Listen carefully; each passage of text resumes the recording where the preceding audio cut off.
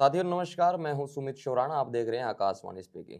America से भारतीय लगातार डिपोर्ट किए जा रहे हैं, जिसके अंदर हरियाणा के भी बहुत से लोग हैं और पंजाब के ज्यादातर हैं। अभी सवाल जो है ये उठ रहा है कि अमेरिका का विमान जो है सीधा अमृतसर के अंदर जो उतारा जाने लग रहा है, उसके ऊपर जो भगवंत मान यानी कि पंजाब के मुख्यमंत्री भी सवाल खड़ा कर रहे हैं, क्या पंजाब को जो आप बदनाम करना चाहते हो? ऐसे जो है सवाल मुख्यमंत्री भगवंत मान जी करने लग रहे हैं। अभी जानकारी के लिए आपको बता दें कि एक जहाज जो 5 फरवरी को आया था, जिसके अंदर 104 भारतीय थे, और कल रात को यानी कि शनिवार को भी रात लगभग 11:32 पर दूसरा जहाज जो कि अमेरिका एयरफोर्स का C-17 जो जहाज उतारा गया, जिसके अंदर 116 भारतीय हैं। जानकारी के लिए बता दें कि पंजाब के 67, हरियाणा के 33, गुजरात के 8, 3 यूपी के, महाराष्ट्र, राजस्थान के 2-2, जम्मू के 2, गोवा का 1, जिसके अंदर 4 महिलाएं और 2 नाबालिग और 1 6 साल की बच्ची ये शामिल थे। और जानकारी के लिए आपको ये भी बता दें कि अब की बार जो है महिलाओं को और बच्चों को जो बेड़ियां नहीं डाली गई थी। आप ये साइड में तस्वीर भी देख रहे हैं कि किस प्रकार जो है जो डिपोर्ट किए जा रहे हैं भारतीय, उन सबको जो है बेड़ियां लगा लगा करके जो है ना भेजा जाने लग रहा है।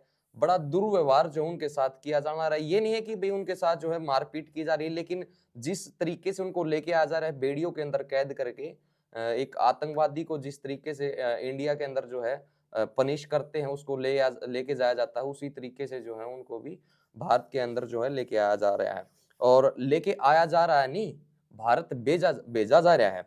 क्योंकि आपको जानकारी के लिए बता दें कि कोलंबिया ने जो है ना, कोलंबिया के भी जो जो अवैध तरीके से जो है कोलंबिया निवासी जो अमेरिका के अंदर घुसे हुए हैं, जो कि जिन्होंने डोंकी मारी, तो कोलंबिया ने ये कहा कि आप अपना जहाज जो अपने पास रखें, हम अपने जहाज में लेके आएंगे अपने देशवासियों को। सोमवीर भाई बताएं, आप कुछ क्या कहना चाहोगे जिस तरीके से जी, जो 2 है। 2 यहाँ राजनीतिक मुद्दे जो सामने आए हैं, हुँ, एक तो भगवंत मान और पंजाब के आप के एनआरआई मंत्री ने कहा है कि हरियाणा वासियों की बेइज्जती है कि हरियाणा सरकार बार-बार जो भारतीय प्रवासी हरियाणवी वहाँ से आ रहे हैं, हुँ, उनके लिए जो कैदियों को ले जाने-लाने के लिए जो वैन इस्तेमाल की जाती है, उसका इस्तेमाल हो रहा है। तो यहाँ सिर्फ अमेरिका की बात नहीं है कि वो हथकड़ियाँ लगा कर के ले रहा है।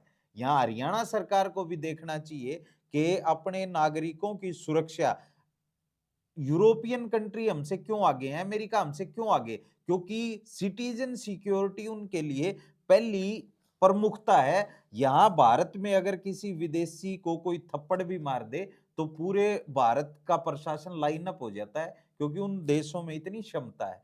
नरेंद्र मोदी खुद डोनाल्ड ट्रंप के पास जा गए हुए थे, साथ ही आ जाते। मैं तो कहता हूँ जिस करोड़ों के जहाज में मोदी जी गए हुए थे डोनाल्ड ट्रंप से मिलने हुँ, के लिए, उसी जहाज में इनको बैठा लाते। कम से कम हथकड़ियाँ तो नहीं लगती, क्योंकि गुजराती भी हैं इसमें, तो 8 गुजराती हैं। पिछला जो प्लेन आया था उसमें 33 गुजराती थे। तो सबसे ज़्यादा जो भारत के अंदर लोग अमेरिका जो डोंकी मार करके गए हैं, वो हरियाणा, पंजाब और गुजरात के गए हैं। और ये चिंता का विषय है, क्यों हमें हमारे लोगों को प्रवास करना पड़ रहा है, दूसरे देशों में जाना पड़ रहा है, हुँ, क्योंकि और ये पिछले 10 साल से सबसे अधिक हुआ है। पहले आप नहीं सुनते होंगे 10 साल पहले, हुँ, जो पुराने लोग हैं, कि कोई किसी दूसरे देश में गया है। जाना चाहिए, अच्छी बात है, दुनिया भ्रमण करनी चाहिए, नई अपॉर्च्युनिटी खोजने के लिए दुनिया के अलग-अलग कोनों में जाना चाहिए। लेकिन गलत तरीके से जाने को क्यों मजबूर हैं, ये बड़ा सवाल है।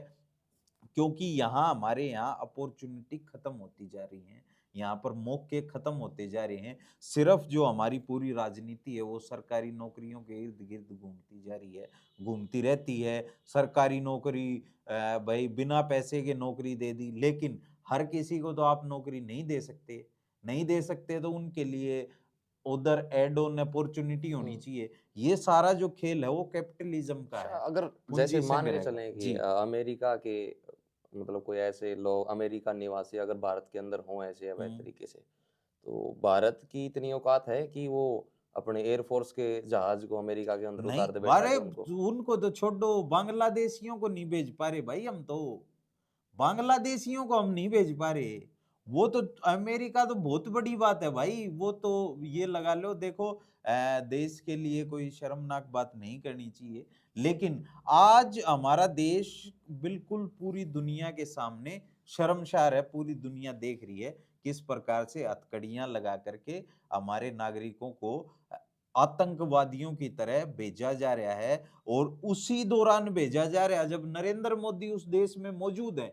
एक तरफ तो प्रेस कॉन्फ्रेंस में नरेंद्र मोदी जी से पत्रकार वहां के पूछ रहे हैं कि अडानी आपके मित्र हैं, एशिया के सबसे अमीर कैसे बन गए, बताइए कहां से आया उनका पैसा इतना उनके पास, क्या आपकी सांठगांठ है। मोदी जी से वहां का मीडिया पूछ रहा है, और मोदी जी कह रहे हैं ये हमारा आंतरिक मामला है, दो देशों के मुखिया जब बैठते हैं तो इन विषयों पर बात नहीं होनी चाहिए। यानी कि अडानी की लूट का आंतरिक मामला सही है, लेकिन जब भारतीयों को हथकड़ी ला करके भारत लाया जा रहा है, ये मामला भारी है। बात तो आपकी भी ठीक है, जी, जानकारी के लिए आपको भी बता दें भाई, जी, तीसरा विमान जो है आज जो उतारा जाएगा 16 फरवरी को, जिसके अंदर लगभग 157 भारतीय जी, भेजे जाएँगे। लेकिन एक चीज़ और है भाई, जैसे कि चलो ठीक है, मैं तो देखो गलत इनको भी मानता हूँ जो कि जी, अवैध तरीके से किसी देश के अंदर क्यों घुसे। जी, तो ये तो अमेरिका की नज़र में जो हैं अपराधी हैं। जी, लेकिन अगर हरियाणा, अब आपने बताया कि जैसे कि हरियाणा सरकार ने भी जो हरियाणा के जो निवासी हैं, हुँ, जो कि हुँ, डिपोर्ट किए गए थे, उनको लेने के लिए भी जो है वो कैदियों वाली वैन भेजी है। हुँ। तो ये हाँ, कहाँ तक ठीक शर्म है? आनी चाहिए। अनिल विज जी देश हरियाणा प्रदेश के परिवहन मंत्री हैं। पूरा देश उन्हें देख रहा है। उन्हें शर्म आनी चाहिए कि किस प्रकार से इन लोगों का अपमान हो रहा है, किस प्रकार से लोगों को एक कैदियों की तरह लाया जा रहा है। और अब तो सरकार ने रणनीति बनाई है कि किसी भी की भी जानकारी साझा नहीं की जाएगी, सार्वजनिक नहीं किया जाएगा। उन्हें अपने घरों में भी अब भारत आने के बाद नज़र कैद रखा जाएगा, कहीं वो किसी को कुछ बताएँ और उनकी बेइज्जती हो। बड़ी बात है, आज हमारे हरियाणा में बेरोजगारी दर पूरी देश में सबसे ज्यादा है। इसीलिए तो हमारा नौजवान वहां जाने को मजबूर है। कारण क्या है इसका?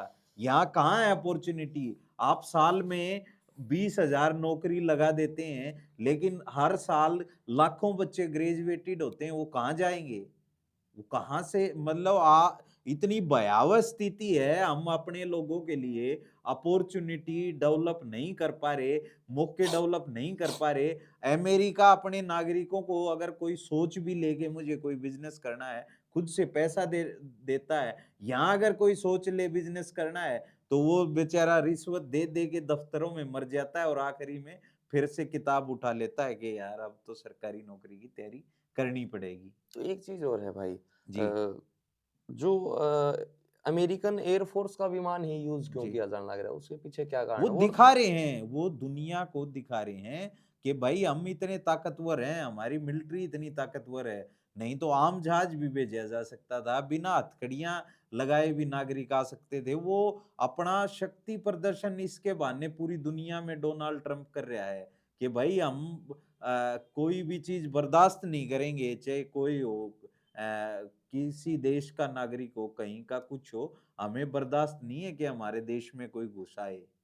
मतलब वो अपनी ताक मिलिट्री जो विमान का, जो सेना के विमान का इस्तेमाल करना, ये संदेश है, और ये शर्म की बात है। किसी देश में किसी दूसरे देश के सेना का विमान उतरना ही बहुत शर्मनाक बात है। भारत ने क्यों नहीं कहा कि हम भेजेंगे जहाज? क्योंकि भारत को पता है 20 लाख लोग वहां से आने हैं।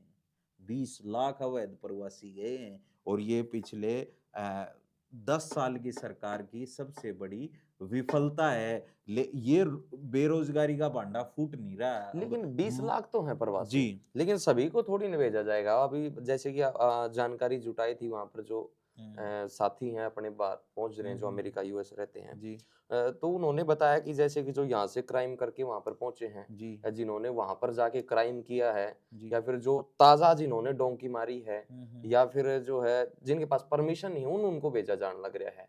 नहीं, तो वो तो उनके मन में है ऐसी बात। आधिकारिक तौर पे तो ऐसी बात हुई नहीं। सारे जो डिपोर्ट सेंटर हैं, वहाँ 41,000 की कैपेसिटी है, फुल हो चुके हैं। अब जो अवैध प्रवासी हैं, उन्हें जेलों में डाला जा रहा है। वहाँ की मीडिया, सीएनएन ये खबर दिखा रही है कि भई जो डिपोर्ट कर जहाँ पे डिपोर्टेशन सेंटर है वो पूरा भर गया है। वहाँ नागरिकों को रखने की जगह नहीं है, इंसानों को रखने की जगह नहीं है। अब जो जेलें खाली हैं अमेरिका में वहाँ डाला जा रहा है। वो तो बेचारे जो बाहर हैं वो खुद के मन को दिलासा दे रहे हैं कि हम तो नहीं जाएँगे, हम तो यहाँ काम करते हैं। लेकिन कोई भी नहीं बचेगा।